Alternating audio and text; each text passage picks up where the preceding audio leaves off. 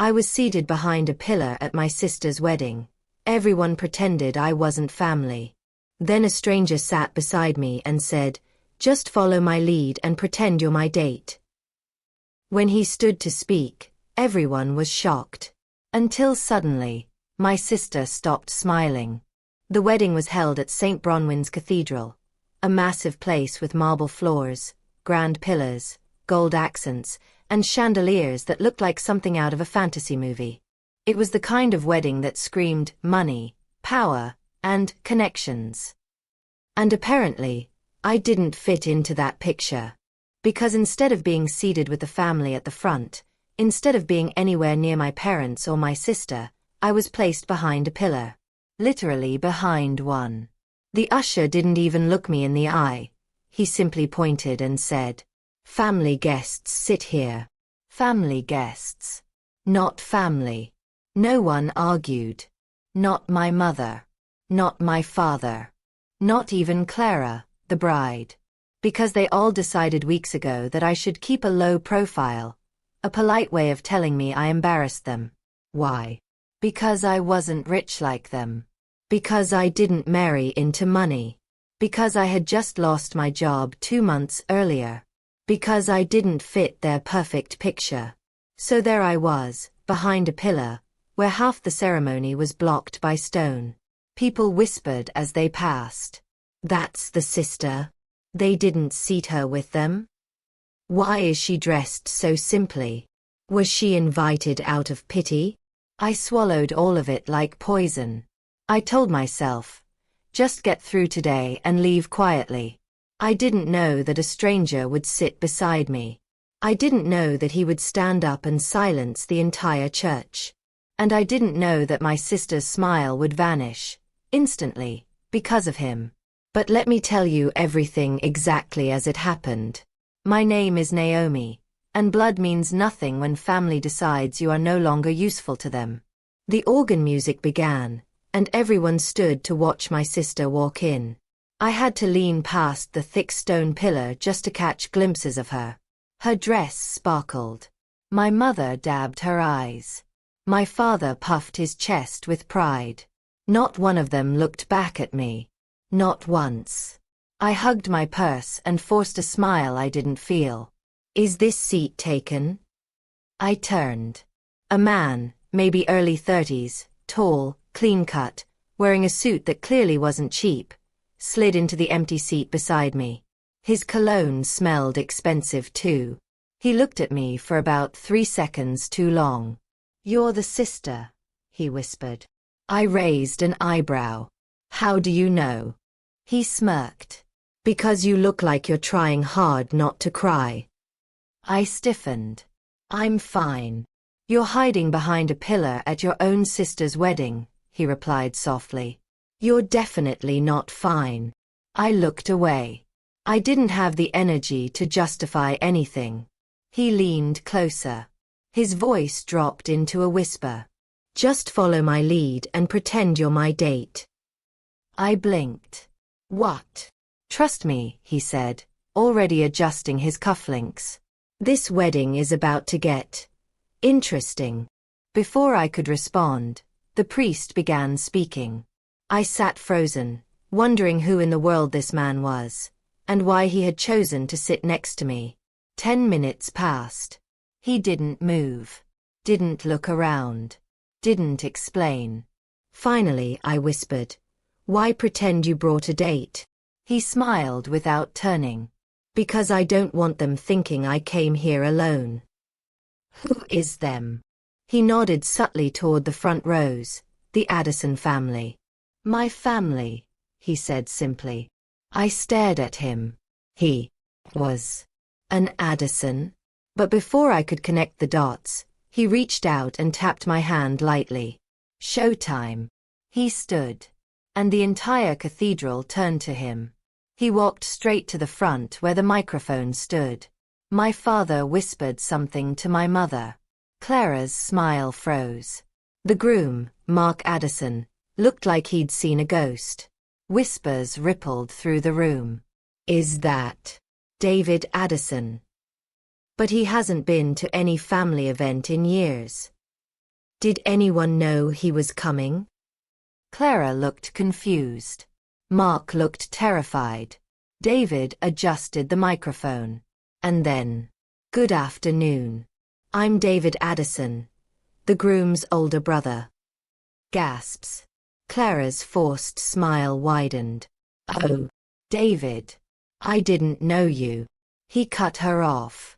"You didn't know because no one told me." A murmur spread through the hall. My parents stiffened. David continued. "I found out about this wedding less than 24 hours ago." Heads turned. People whispered. Clara's face slowly lost color. My stomach twisted. David wasn't here to celebrate. He was here for war. David scanned the room, and his eyes landed on me. He pointed and said, loud enough for everyone to hear, "It seems I wasn't the only one intentionally excluded."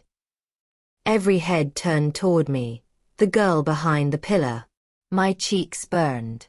My mother covered her mouth. My father shifted uncomfortably. Clara's smile collapsed. David wasn't done. A woman who has done nothing but support this family her whole life, treated like an embarrassment. The whispers intensified. Clara stammered, "Naomi isn't, we didn't, she chose to sit." David raised a hand. "Don't lie on stage, Clara. It's tacky." The room went silent. Dead silent. Then he continued, voice steady and icy. "Before this wedding proceeds, it's time everyone hears the truth." And then he exposed everything. How my parents had funneled all family resources into Clara's luxury lifestyle while ignoring me completely. How I had paid half of Clara's university tuition without the family acknowledging it. How Clara begged me for financial help during her early dating days with Mark, only to pretend later that she built her own success. How I lost my job recently because I took time off to care for our sick aunt, while the rest of my family ignored her. How they wanted me hidden at the back so I wouldn't ruin the wedding aesthetic. Every secret. Every manipulation. Every humiliation. Clara wasn't smiling anymore. She was trembling. The Addison parents looked mortified. Mark looked like he wanted to disappear. And my own parents couldn't even lift their heads. Then David dropped the final bomb. "And this wedding, this marriage, this entire arrangement is built on lies that my brother conveniently forgot to mention." Mark's eyes widened. Clara gasped. The priests shifted uncomfortably. David sighed. Then said, "Naomi, would you join me up here?" My heart stopped. I should have been scared. But when I walked toward him, he gave me the kind of nod that said, "You can stop hiding now." I climbed the steps. My hands shook, but he placed his palm gently against my back, steadying me. He leaned in. "Ready?" "No," I whispered. He smiled. "Perfect. You're exactly like me." Then he turned back to the crowd. "Naomi will explain what she saw last night." I blinked. Last night. The entire hall waited. David looked at me with a softness I hadn't seen directed at me in years, like someone truly wanted me to speak. So I did. My voice cracked at first, but then it strengthened. I told them how I saw Clara and Mark arguing at the rehearsal dinner. How Clara admitted she was marrying for status, not love.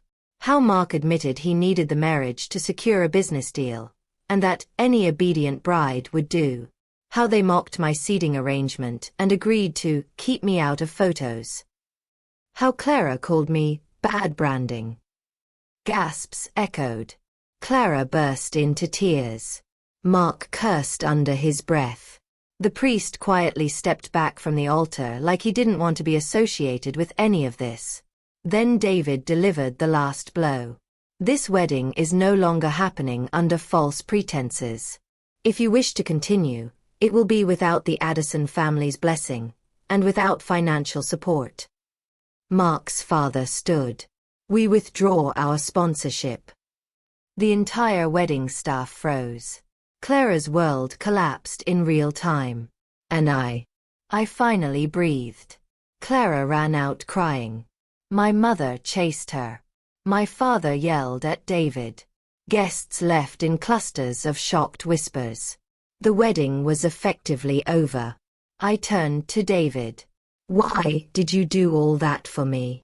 He shrugged slightly, eyes softening. Because I know what it feels like to be the forgotten one. My family only values money. I walked away years ago. So why come today? To make sure my brother didn't trap someone innocent in his mess. And me, I whispered. I'm not innocent. He smiled. You're honest. And you're kind. And they treated you like furniture. I swallowed. He reached out his hand. Let's get out of here. And for the first time that day, I said yes. The wedding collapsed. The Addison business deal collapsed. My parents ended up in a public scandal for their treatment of me once guests began posting videos. Clara blamed everyone but herself. Mark disappeared from the public eye. But me. I moved out. Started fresh. Found purpose again. And David. Well, we stayed in touch. A lot of touch. Daily calls. Coffee meetups. A growing warmth I never saw coming. He once told me, revenge isn't always loud, Naomi. Sometimes it's simply choosing yourself and walking into a better life than the one they tried to force you out of. And for the first time in my life, I believed it.